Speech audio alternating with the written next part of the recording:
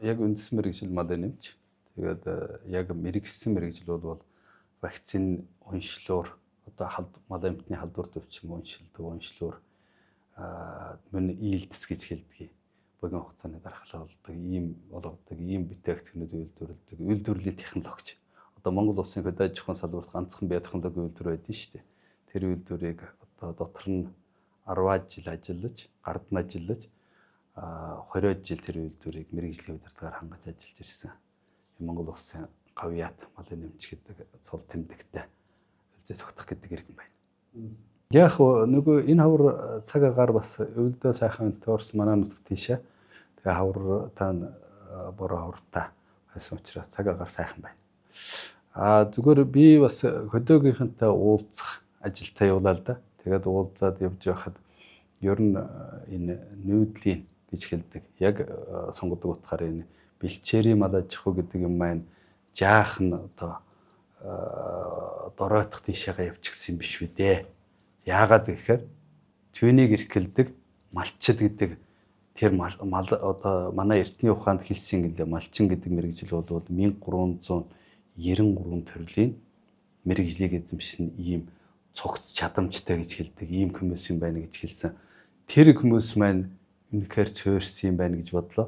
Яагаад гэхээр нөгөө залуу үеийн энэ болсон болоогүй янз бүрийн чанартай чанаргүй ихтэй сургууль гэж хэлээд төв суурин газар бараад явчихсан. Үндсэндээ тэднэрт бол нөгөө аав ээж эмээвгийн хэмжээний цөөхөн хүн яг мал аж ахуй дээр үнэмч үлдсэн юм байна.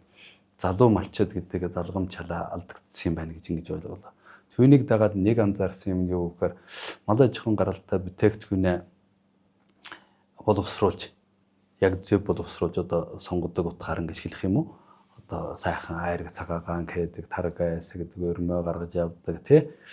Тэгэл ааруулаа гэдэг ийм юм бол ер нь алга болсон. Алга болох тийш хандж байгаа юм. Яагаад гэсэн чинь нөгөө сүүгээ гаргаад 2000-аас 2500 төгрөгөөр борлуулчихдаг. Тэр нь одоо өдөр тутмын малчтад нөгөө орлого олж байгаа юм шиг харагдаад л тэгэл түүнийг нөгөө аваад хүмүүс дэлгүүрөө дамжуул зардаг.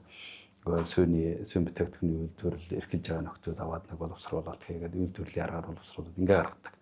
Ийм нэг хэлбэрлөө орчигчээ. Тэгээд бүр харамсал төрүүлсэн юм юу гэхээр бог малын аж ахуй гэдэг юм бол маш цөөрч байгаа гэж. Яагаад гэсэн нөгөө өдөр тутам бог мал чинь дагаж явах шаардлагатай шүү дээ. 24 цаг одоо шөнөөс бусд үед нь дагаж явдаг. Нөгөө бод мал бол гаргаад хуучигдаг нэг одоо жишээ нь үнжээ хардаг ч юм уу тий. Өхөр бол өглөө гараад орой ирчихдэг нэг тийм хэлбэрлээ ороод дагаж явахаас залах хурч байгаа мó төвгшээж байгаа мó хоньямаага устгах байгаа тийм хүмүүс тийм хот хайлууд маш их илбэг болсон гэж тэгж байна. Тэгэхээр бол хоньямаа устна гэдэг чинь ерөнхийдөө нөгөө манай өвгөдүүд хэлдэг байсан л да. Ер нь хонь бол күнийг хоолтой байлгахаар заяагдсан тийм одоо сөрөг мал байх амтан байгаа юм. Тэгээ хоньоо устгаад ирэхээр нөгөө хоол унд мал аж ахуйгаас авдаг юм чинь багасаад ирнэ. Нөгөө хүмүүс цаашдаа нүдэн зэлбэм хэлбэрт орох шиг юм юм руу орчих юм байна да гэсэн тийм харамсал төрөөд л би одоо жаахан олон нийтэд мэдээлэл хуваалцсан юм байна. Ер нь одоо манай малчид өнөөдөр тэр 1393 мэргэжил битгийхэд яг мал аж ахуйгаа эрхлэх тийм хэмжээний мэдлэгтэй хүн цөөрчөл гэдэг нь харагч байна л. Угаасаа энэ өнгөрсөн социализмын үеийн 70 жил, дахиад энэ ардчлалын үеийн 30 гаруй жил эднэр чинь ерөнхийдөө нэг дэлхийг дүүрэх, олон улсыг дүүрэх. Тэр дундаа суурин соёл иргэншил гэж хэлээд байгаа тэр байгалийн хуулийн эсрэг явж байгаа энэ соёл иргэншлийг дагаж түүнийг сайхан гэж үзэх, магтах ийм хандлага руу орчихсон учраас л өнөөдөр иргэд маань зөвхөн малчтай ч гэхгүй ер нь монголчууд одоо энэ манай төр засгийн нөхдүүдийн хандлагч гэсэн тэгж үзээд байна шүү дээ. Одоо нүүдлийн буюу бэлчээрийн мал аж ахуй бол их муухай юм. Тэр бол эрчимжээгүй аж ахуй юм. Түүнийг эрхлэх нь одоо хоцрогдсон хэлбэр юм. Энэ суурин соёл иргэншил буюу тэр фермерийн мал аж ахуй. Хашаанд нэг хэд нөхөр ашичгаа төгөөг одоо мах сүнэ гэж хэлээд байгаа жаахан бурдаж таргалуулдаг, сүүгийн саагаад авчигдаг. Тийм юмсууд бол одоо сайхан юм. Хэдэн гахаа хашаад хэдэн дахиад хачих бол одоо энэ бол их соёлтой сайхан нийгмийн шинжгээд ингээд ойлгуулж штэ. Тэгэхээр түүнийг дагаж байгаа бас мөнгө хурч байгаа хандлагууд бол байна л гэж анзаарч байгаа юм л да. Уг нь бол яг сонгодог утгаар нь хараад дэлхийд дахныг ойлгох юм бол бэлчээрийн аж ахуй, нүүдлийн аж ахуй чинь мөнхийн аж ахуй гэж үзээд одоо хүмүүс тэр чинь эргэж сэргэж штэ. А тэгэхэд манайх тэр сайхан юм бэлэн байсаар байтал түүнийг өргөжлүүлээд хөгжүүлээд дэвжүүлээд аваа явах байтал нөгөө фермерийн аж ахуй гэдэг юм руу алиасвал хурга бордоод ингээ шууд намар бүгдийг ядлагч гэдэг юм уу ийм одоо мунхаг тэнэг юм руу энэ төр засгаас эхлүүлээд явчихж байгаа бодлохоор ингээ хөдлөөд гадаадынхны захиалгаар ингээ явчихж байгаа учраас ингээл мунхарчсан байна да. Тэгэд эвнийг хурдан тэр фермер руу ханддаг суурин соёл иргэн шилгэж хэлж байгаа тэр мунхарлаас нь хурдан гаргаад буцаад нүүдлийн гэж хэлээд байгаа бэлчээрийн мадаж хууруг нь эргэж тэр юм сэргээх нь одоо зүг юм уу хүмүүстэн тэгж ухуулах гэхч гэдэг юм уу таниулах гэхч гэх юм уу хичээл заах ч гэдэг юм уу ийм хандлага руу орох нь зөв юм байна гэж ингэж бодогч. За одоо Баян-Улгийн аймагаас эхэлсэн ер нь тэр Баян-Улгийн ховдын чиглэлээр өнгөрсөн жилүүдэд хүмүүс мэрэгжлийн хүмүүс бол анзаарч байгаа байх. Би энэ хууль хүчний байгууллагч гэсэн анхаарал аваасаа гэж боддгийг олон ч удаа бичижсэн тэр өмнө нь шүлхий тэр одоо ховд Баян-Улгийн тэр зааг болгоно тэрүүгээр орж ирж байсан. Тэр Хоньяманы мэлзэн гэж Монголд хизээч гарч байгаагүй өвчин тэрүүгээр орж ирж байсан. Одоо хизээч өмнө нь гарч байгаагүй зөвхөн Африкийн орнуудад байдаг гэж хэлж байсан тэр Украин шүлхийн саатна гэдэг хвшилтэндээс эхэллээ шүү дээ. Тэгэхээр энэ бол үнэхээр зориудын халдварлуулалт магадгүй хорлон сэтгэлийн шинжтэй байхыг ч үгүйсэхгүй. Тэр юмтай нь одоо манай мэрэгжлийн байгууллагууд ялангуяа Хөнсгөд аж ахуйн яам засгийн газар, манай мал эмнэлгийн ерөнхий газар энэ эрдэмтэн мэргэд гэж хэлж байгаа нөхдүүд нь одоо зөвлөдгөл байлгүй дээ. Тэгээд энэ тэмцэж байгаа хэмжээ маш бүрэн эхэллээ л дээ. Тэгээд уг нь бол яг тэр stamping out гэж гадаадын хэлээр хэлээд байгаа тэр устгалыг хотон дотор нь устгах, бүгдийг нь устгах, өвчлсөн мал амьтны халдварласан мал амьтны бүгдийг устгах гэдэг чинь ямар зориулттай вэ гэхээр тэр вирусыг нь үүсгэгч вирусыг бэрэмсэн устгах зорилготой байхгүй юу?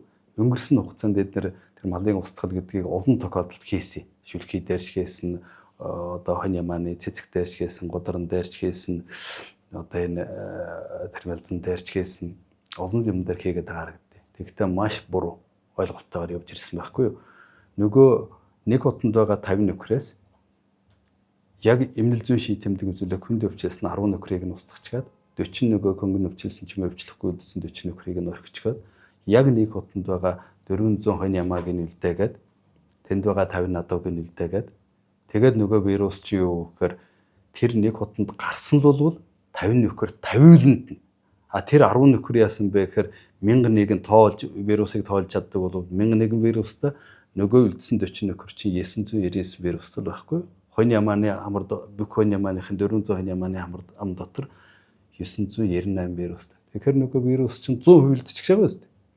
Тэгээд 100% үлдчихсэн байхад устгал хийнэ. Энэ одоо гоё арга юм аа гэд ингээ хэлээд байгаа эрдэмтэн мэргэд ч гэдэг юм одоо нэг мэрэгчлэн гэж хэлж байгаа юмсуудад хажуугаар нь байгаад ингээд улс орныг ч зөөрүүлээд мэрэгжлийн үйл ажиллагааг шалдагдуулаад малчтыг ч хуураад одоо дахиад яасан бэ гэхээр Кятаас вакцин авчирна, Урсаас вакцин авчирна гэдэг ингээл ярьж байна л. Нэгэнтээ халдварлаад өвчлөөд эдгэрч гисэн малд ямар ч вакцин хэрэггүй. Ягаад гэхээр тэр өвчлөөд эдгэрч гисэн мал чинь ямар ч вакцин тарьснаас илүү дархлаатай болчихно. Хоёрдугаарт энэ Урс Кятад хоёр ялангуяа Кятад бол энэ саатнекер бол вакцин хэрэгжилж Монголд анх удаа туршилтын журмаар явуулсан байгаа. Монгол анх удаа авч үзэж штэ. Тэгэхээр Кятад бол хизээч сайн вакцины үйлдвэрлэдэггүй. Кятад тэр яг хүлэн зөвшөөрөгдсөн үйлдвэрлэлийн омог нь байхгүй. Би бол тэрэн дээр баталгаатай байна. Ийм учраас энэ вакциныг авчирч ингэж хавтгааруулж хэрэгжилж болохгүй. Устгалын арга чинь буруу байна. Вирус чинь бүгд тэнд үлдчихлээ. Тэгээд энэ дээр одоо нэг мэрэгжлийн зөв гаргалгаа гаргахгүй мө гэсэн байдлаар л би хандсан байхгүй юу. Тэгэхээр нөгөөдөл чинь сонссон ч сонсоогүй, буруу явдгаараа явчихсан, мэрэгжилгүй, мэдлэггүй, магадгүй нөгөө вакцин авчирч тарих сонирхолтой ингээд цаана нөгөө хувийнх нь нэрх ашиг явж байгаа. Магадгүй зарим нь вакцин тариад нэг хэдэн мөнгө авчих тийм сонирхолтой. Тэгээд малчтай хурам эхэлсэн. Өөрөөр хэлбэл хэдэн вакцин тарьчихад вирус усчихсан. Бид нар одоо энэ өвчнийг дарчихсан гэж ингэж хэлэх гээд байна шүү дээ. Мэргэжилтнүүд нь ингэж ойлгодог, малчт нь ингэж ойлгодог, сайд дарга нар нь ингэж ойлгодог, улсын хурлын гишүүд нь ингэж ойлгодог. Ийм одоо мэргэжлийн ойлголт дэлхий дээр байхгүй шүү дээ. Энэ эрүүл ухаантай хүн төрөлхтний дотор ийм ойлголт байхгүй.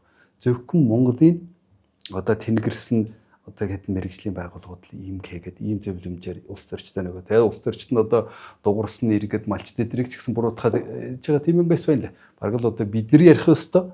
Бидний энэ буруу юм маань чимээгүй одоо бусд хүн ерөөсө дуурах ёстой. Бид нэр дуурах ёсгүй. Бид нар л үнийг хэлэх ёстой. Бидний хийсэн бол туйлын зөв. Өөр хүн дуурч болохгүй гэсэн ийм хандлагатай юм ярьсан байна. Тэгэд өнгөрсний жилүүд ийм буруу үйл ажиллагаа олон явагдаж байгаа. Энэ ганцхан шүлхий дээр биш бусад өвчнүүд дээр маш олон тохиолдлууд бий. Тэгэд юунийгээ залруулаасаа гэж зөвлөжл байгаа юм шүү дээ. Аваач. Шинжлэх ухаан гэдэг чинь ийм байдیں۔ Мэргэжлийн мэдлэг гэдэг чинь ийм байдیں۔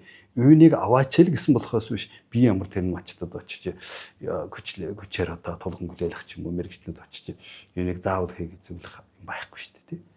Ийм л зөвлөмж өгч байгаа. Ерөөсөө одоо энэ хөдөө аж ахуйн яам гэж байгаад энэ мэргэжлийн байгууллагууд гэж байгаад байгаа хөдөө аж ахуйн чиглэлийн юмсууд чинь байгууллагууд чинь бүгд л бид нарыг эрүүл аюулгүй күнсээр хангах зорилготой шүү дээ. Тэр бүх юм алдагдана. Одоо тэгэл хэрэгт хэрэггүй маш их зардгаар. Тэр буудсан малын чинь үний 90%-ийг улсын төсвөөс авна.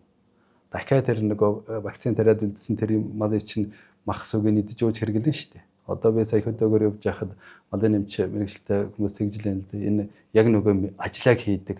Тэгэд вакцина тарчгаа буцаж очиж малчтайгаа эргэх холбоотой байдаг. Тэр нөхдүүд бол хажууд нь ингээд яаж гисэн байна. Ер нь күзүүний нөгөө вакцин тарьсан хэсэгтэр бол арилдгүй тийм авдар маягийн юм өсч гисэн байна. Би анх тэр ийм байдаг юм байна гэдгийг